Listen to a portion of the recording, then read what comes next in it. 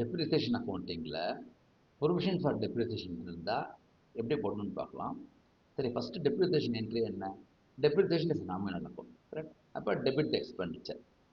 Then asset is a real account. When asset value goes down, you have to credit. So the entry வந்து depreciation account to asset account. Okay. அப்படி provision இருந்ததுன்னா என்ன மீனிங்னா, first condition asset will be always shown in the cost. Okay. அப்போ asset value மாறாது. Okay.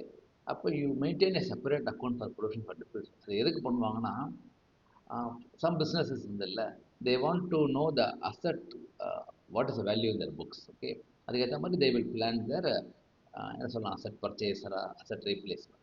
So அப்போ entry வந்து you debit depreciation, okay, credit provision for depreciation, that will be reduced from the asset. So அந்த அசட்டுக்கு அந்தந்த அசட்டுக்கு கீழே less provision for depreciation போட்டு அது என்ன வருதோ அதுதான் புக் வேல்யூ. Okay, thank you.